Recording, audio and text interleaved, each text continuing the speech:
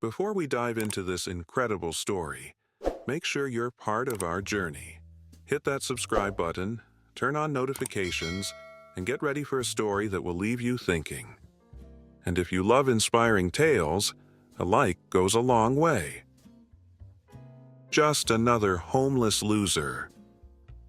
The words cut through the rain-soaked air as the teenager's boot smashed into the old man's watercolor painting. The small crowd of onlookers quickened their pace, eyes averted, pretending not to notice the cruelty unfolding on the park path. The old artist's hands trembled as he reached for his scattered drawings, each one carefully protected in plastic sleeves now being stomped into muddy puddles. Rain streaked down his weathered face, mixing with tears he couldn't hide. 3 teenagers circled him like predators, phones recording every moment of his humiliation. Under the shadow of a nearby oak tree, a man in a worn baseball cap stopped. His eyes narrowed beneath the brim as he watched the scene unfold, his jaw tightening with each passing second. No one recognized Leonardo DiCaprio standing there, but everyone would remember what was about to happen next. If this moment made you feel something, imagine what's coming next. Hit that like button and stay with us. Subscribe now. The old artist had been a fixture in Washington Square Park for years. His weathered hands could transform blank paper into vibrant cityscapes that captured the soul of New York. But today, those same hands struggled to salvage his life's work from the puddles as 3 teenagers from the nearby private academy laughed. The tallest one, with an expensive watch glinting on his wrist, kicked another painting into the mud. "Maybe get a real job instead of begging," he sneered, his friends filming the interaction for their social media accounts. The old man said nothing, his dignity intact despite the assault. He simply gathered what remained of his portfolio, his fingers stained with the colors that had once brought him joy but now ran in rivulets down the concrete path. Leonardo pulled his cap lower, instinctively avoiding recognition. He'd come to this park to observe people for his upcoming role as a struggling artist. The irony wasn't lost on him. For weeks, he'd been trying to understand the vulnerability of creating art without the safety net of fame and fortune. Now, the universe had placed a brutal lesson before him. "Look at his face," one teenager laughed, zooming in on the artist's expression. "This is going viral for sure." A few passers-by glanced over but quickly continued walking. A mother pulled her curious child closer, whispering something about not getting involved. The rain fell harder now, as if nature itself was trying to wash away the scene. Yet no one stepped forward. No one spoke up, as if the homeless man's dignity was worth less than momentary discomfort. The old man's eyes remained fixed on his ruined artwork, decades of patience and passion destroyed in seconds. His shoulders curved inward like a wounded animal, but he made no sound of protest. The teenagers, emboldened by the lack of intervention, grew more aggressive. The tallest one reached for the artist's wooden case containing his brushes, tools that had survived decades of hardship. "What are these even worth?" he taunted, dangling the case over a puddle. $5 at a thrift store? Leonardo felt something shift inside him. He'd played men who stood by and watched injustice unfold. He'd portrayed characters who turned away from suffering. But standing here, not as a celebrity or an actor, but as a human being, he realized this wasn't a scene he could watch dispassionately. His hands clenched into fists as he stepped out from the shadow of the oak tree. Things are about to take a turn. Don't miss what happens next. Subscribe, like our video, and keep watching.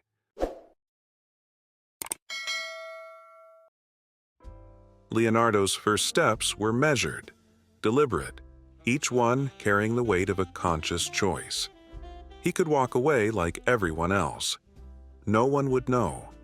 No cameras were pointed at him yet. This wasn't about his public image. It was about who he was when no one was watching, or at least when no one recognized him watching.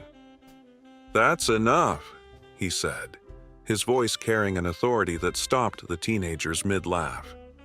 They turned, annoyed at the interruption, ready to dismiss another adult telling them what to do. But something in Leonardo's posture, the calm confidence, the unwavering gaze, made them hesitate. "Mind your own business, man," the tall one said, but his voice lacked the conviction it had when targeting the homeless artist. The other two glanced at each other, suddenly uncertain. Their phones still recorded, but they were no longer sure what story they were capturing. The rain had plastered Leonardo's hair to his forehead, blurring his famous features, but there was something familiar about him that made them uneasy.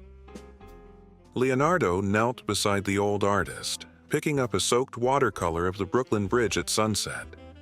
The colors had run together, blues and oranges bleeding into each other. But the skill was undeniable.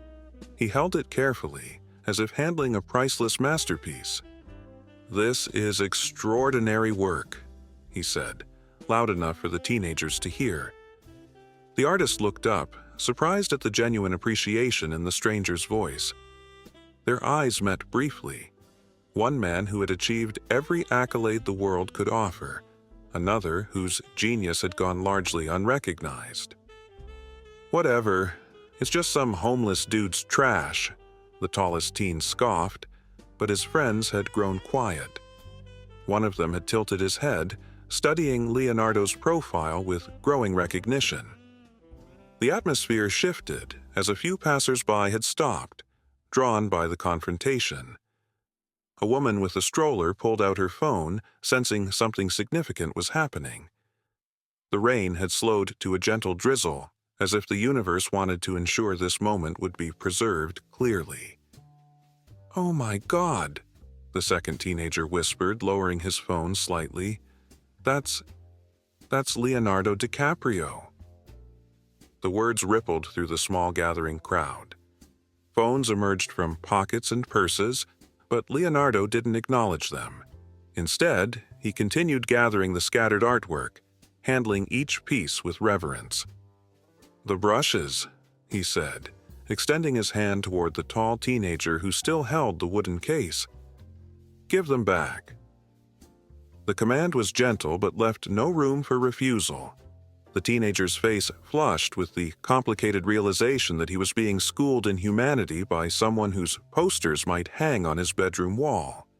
His friends had already stepped back, their earlier bravado evaporating in the face of celebrity and, more importantly, in the face of genuine moral authority. "We were just messing around," the tall one mumbled, reluctantly handing over the case. Leonardo took it without comment, his focus entirely on the artist who had begun to recognize him as well. The old man's eyes widened, not with the excitement of meeting a celebrity, but with the simple human gratitude of finding an ally when most vulnerable. This story is only getting deeper. What would you do in this situation? Comment below, and let's talk. Leonardo stood facing the teenagers, the wooden brush case held protectively in his hands. The crowd had grown, forming a half circle around the scene. Camera flashes punctuated the misty air, but for once, Leonardo didn't mind being photographed. This wasn't a red carpet or a movie premiere. This was real life, messy and meaningful. "You know what separates artists from everyone else?" Leonardo asked, addressing not just the teenagers but the entire gathering. His voice carried the gravitas that had commanded million-dollar productions. "They see beauty where others don't bother to look. They create when destruction would be easier." He gestured toward the old man who was carefully arranging his salvaged works on a dry bench. "This man brings beauty into a world that has shown him little kindness in return. And what do you do?" He fixed his gaze on the three teenagers who seemed to shrink under his attention. "You destroy because you can. Because it's easier to tear down than to create." The The crowd had fallen completely silent, the only sound the gentle patter of raindrops on leaves. Leonardo moved toward the teenagers, not with aggression, but with the deliberate purpose of someone who understood the power of this moment. "I've spent months trying to understand what it means to create art without recognition," Leonardo continued, his voice softer now, but no less powerful. "To make something beautiful, simply because beauty should exist in the world. That's what he does every day." He nodded toward the artist. "That's courage. That's strength. Not this." He gestured at the teenagers' phones, still recording. The tallest teen looked down at his expensive shoes, now splashed with mud. "We didn't mean—" "You did mean it," Leonardo cut him off, not unkindly but firmly. "You saw someone you thought didn't matter, and you decided his work, his dignity, his humanity didn't matter either." He paused, letting the words sink in. "But everyone matters. Everyone's creation matters." Leonardo returned to the old artist, gently placing the wooden brush case beside him. They spoke quietly for a moment, the famous actor and the street artist, two creators separated by fortune but united by respect for the act of creation itself. The crowd watched in respectful silence as Leonardo pulled out his wallet. "I'd like to buy everything you have," he said, loud enough for everyone to hear. "Not because I feel sorry for you, but because your work deserves to be seen." The old man looked up, dignity restored not by charity but by recognition of his talent. "Some are damaged by the rain," he said, his voice rough from lack of use. "Sometimes the most beautiful things are those that have weathered storms," Leonardo replied, a smile warming his features. The teenagers stood awkwardly at the edge of the crowd, their phones lowered, recording but forgotten.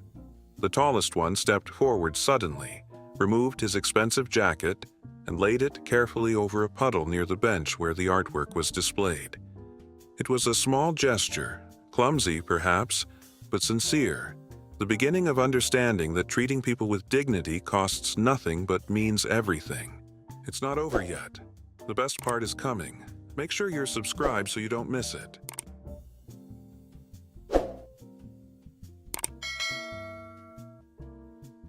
By evening, the video had spread across social media platforms like wildfire.